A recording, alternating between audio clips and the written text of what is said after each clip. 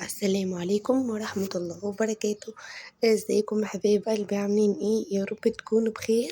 اهلا بيكم في فيديو جديد ويوم جديد، يوم كله تشجيع.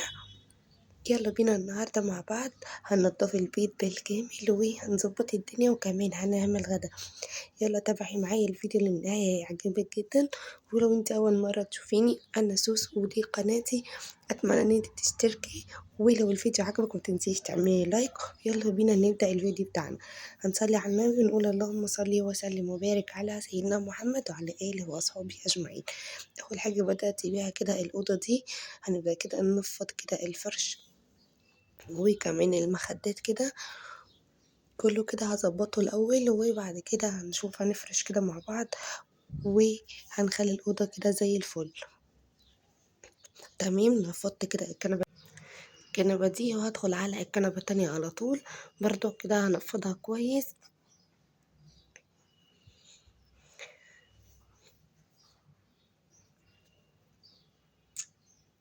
ده طبعا كده ايه روتين أسبوعي، عشان كده نستقبل الدراسة كده ايه مع بعض، والبيت نظيف عشان لو أولادنا طبعا هيروحوا دروس ومذاكرة وكده وحاجات كتير، فتبقي انتي رايقة وفاضية كده مش وراكي حاجة كتير. يدوب بس هتعملي غدا مثلا، هتروي حاجة من على الوش، يبقى على الأقل انتي كده نضفتي الدنيا، فرشتي فرش نضيف في البيت، ظبطتي الدنيا. عايزة تعملي غدا حلو للأولاد، هتشوفي بقى طبعا يرجعوا كده من المدرسة هتشوفي طبعا اللي هيعمل اللي هو الورك بتاعه، اللي هيروح الدرس. فانتي تبقي كده رايقة وهادية، لأن انتي طبعا الأساس، أساس البيت، فلازم تكوني انتي رايقة، لأن انتي طبعا اللي هتذاكري معاهم وهتشوفي دنيتهم طبعا. خلاص كده، فانتي لو عملتي كده زي ما قلتلك ظبطي دنيتك من قبل الدراسة كده ما تبدأ، وفرشتي البيت وهيأتي كده للدراسة، خلاص مش هيكون عندك اي ضغوطات. خلاص كده خلصت الكنبة دي كده وفرشتها وكمان حطيت المخدات، على طول كده هدخل على الكنبة التانية برضو هفرشها وهظبطها. تمام، عشان بعد كده ايه هنكنس كده هي الأوضة.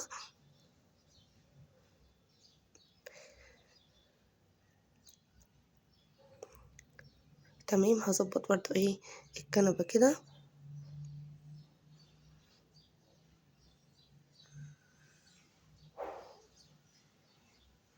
هظبطها كده ايه كويس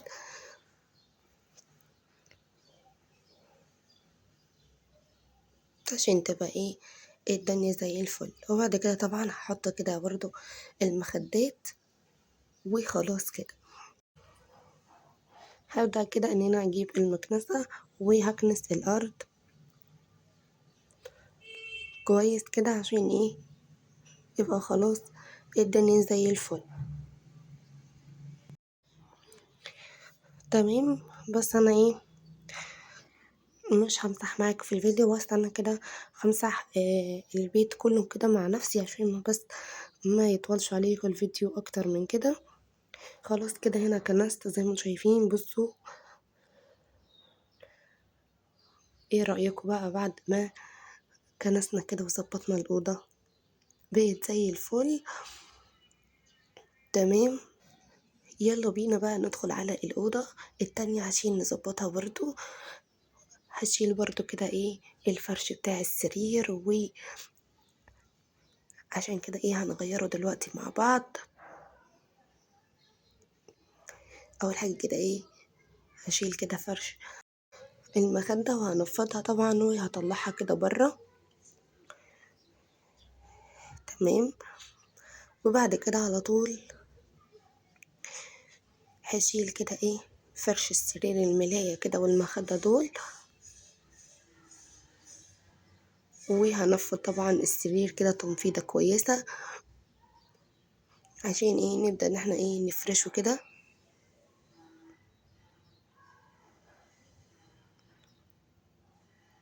فلو وصلت لحد هنا تنزلي يلا كده تعملي لايك حلو وكومنت جميل زي كده يفرح قلبي.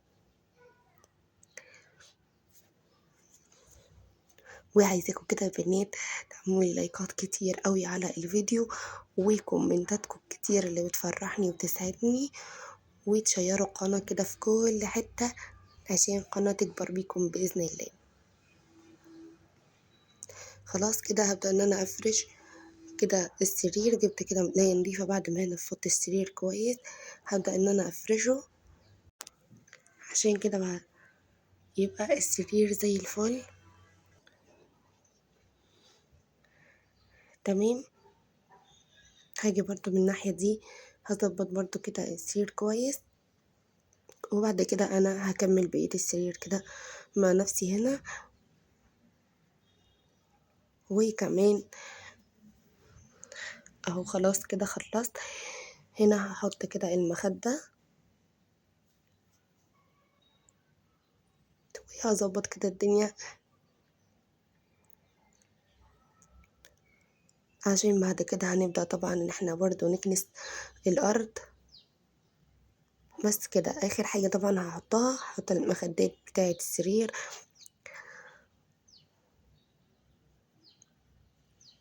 كده شكل حلو نفس اللون، فايه عاملين ماتشنج كده مع بعض. خلاص كده هظبطهم كده مع بعض وهحطهم كده على السرير. تمام، عشان يبقى كده خلاص خلصنا الأوضة، مبقاش غير ان احنا ايه نكنسها كده مع بعض. جبت كده المكنسة وهبدأ ان انا اكنس الارض كده زي ما انتم شايفين.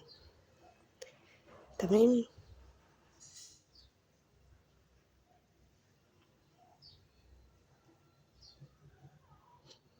خلاص كده تعالى اوريكم بقى شكل الأوضة بعد ما خلصناها كده مع بعض وفرشناها. ايه رأيكم؟ الدنيا كده نظيفة وزي الفل، وغيرنا كده فرشها وخليناها قمر. تمام، يلا بينا بقى ندخل على الصالة عشان نعملها هي كمان. اول حاجة كده هبدأ ان انا انفض المخدات بتاعة الكنبة كده. بص منظر الصالة وحش خالص، فهنظبطها دلوقتي مع بعض ونخليها زي الفل. طبعا برضو شلت فرش السرير وكل حاجة كده فيها عشان نظبطها كده مع بعض ونفرشها سوا. تمام، هبدأ انفض كده الكنبة كويس، وبعد كده على طول هرجع كده المخدات الاول علشان هنفض برضو السرير الاول وبعد كده نفرش مع بعض. وشلت هنا برضو ايه الكوفرتا كده.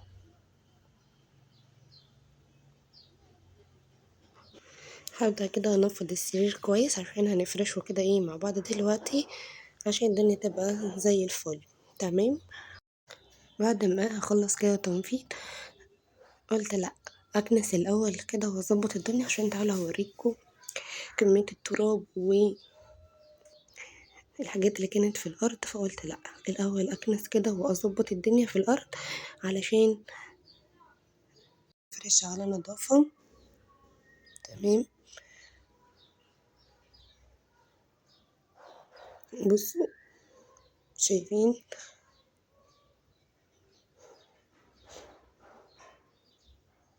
بصوا شايفين كده الدنيا كانت عاملة ازاي.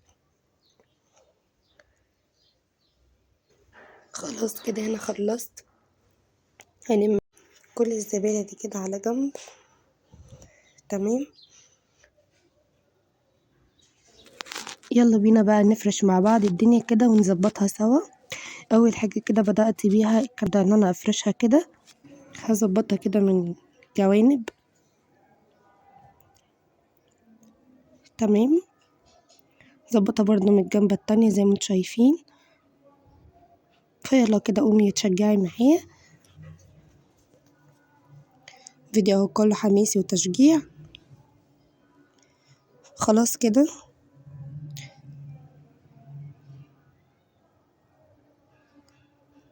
خلصت كده انا هنا، وبعد كده على طول هبدأ ان انا احط المخدات بتاعة ايه الكنبة.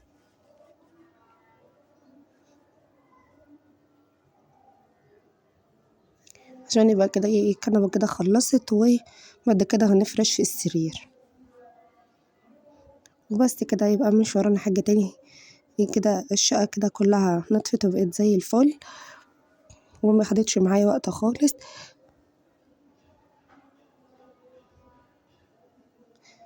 تمام، هروح كده انا افرش ايه السرير كده وهظبطه.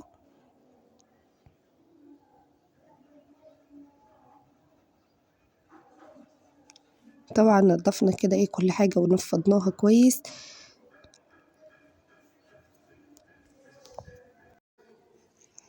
تمام، هظبط كده ايه الملاية.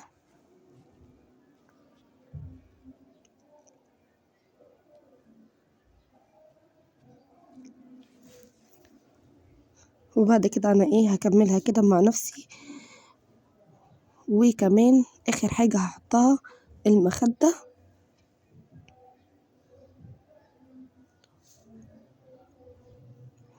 وطبعا هطبق ايه الكوفرتة كده واحطها على جنب على السرير.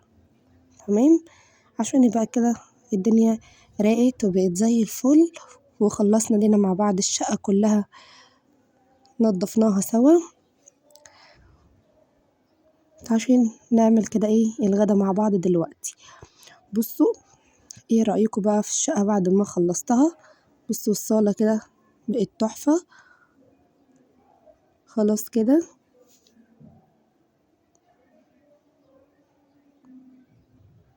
يلا بينا كده ايه نعمل غدا مع بعض. هبدأ كده هنا ان انا اسلق كده الفراخ. عندي طماطمايه وبصلايه. طبعا هنا عندي كانت المية سخنت، وهبدأ على طول انزل كده الفراخ في المية. وعندي هنا نص معلقة في توابل فراخ هحطها كده معاهم. تمام، وهسيبهم بقى ايه يتسلقوا كده مع نفسهم. يلا بينا نعمل مع بعض المكرونة.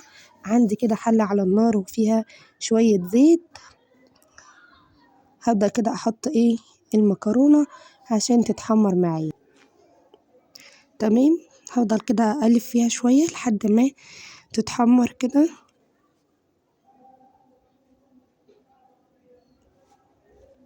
وطبعا اول ما تتحمر معايا هزود لها طبعا ايه الشوربة.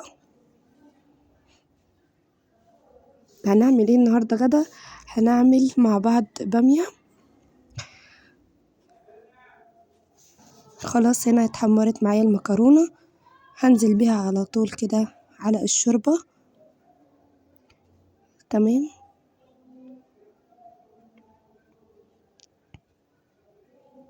وبعد كده طبعا انا ايه هزود مية، يعني كده يبقى نص شوربة ونص مية. تمام، وطبعا هضيف عليها كده ملح. تمام، هنا بدأت كده ايه تغلي معايا. اول ما تغلي هوطي عليها شوية وهسيبها بقى تستوي مع نفسها. يلا بينا نعمل البامية مع بعض. عندي هنا الشوربة، طبعا طلعت منها الفراخ. عندي هنا بامية متقطعة كده رفيع خالص. هبدأ ان انا احطها في الشوربة عشان تستوي معايا. وعندي كمان هنا بامية تانية برضه احطها ايه في الشوربة برضه عشان ايه تستوي. تمام، هسيبهم كده على النار، مش بياخدوا وقت خالص، بيستووا كده بسرعة. هسيبهم كده اول ما يغلوا هوريهم لكم. بصوا هنا بدأوا كده ايه تغلي معايا البامية دي، طبعا اللي متقطعة شرايح خفيف. ودي كمان البامية التانية برضو بدأت ان هي ايه تغلي معايا زي ما انتوا شايفين كده. تمام، اول ما خلاص كده هتستوي معايا البامية دي، هبدأ ان انا ايه افركها كده فركة سريعة جدا، مش بتاخد معايا وقت، كده المفراك سهل خالص. عندي هنا التوم، هبدأ ان انا اجيب توم عندي واحط لها معلقة من الملوخية وهحمرها كده. تمام، واحط لها بقى شوية زيت. وطبعا في التوم فيه كزبرة. تمام، وهنطش كده ايه للبامية. بصوا هنا طشيت للبامية كده. وعندي كمان تومة تانية برضو هطشها للبامية التانية. خلاص، وكده الاكل يعتبر جاهز، لان كده احنا خلصنا. وبعد كده طبعا انا هحمر كده الفراخ مع نفسي كده في السريع، وتعالوا اوريكم شكل الاكل هيبقى عامل ازاي بعد ما خلصنا. ايه رأيكم بقى في الاكل؟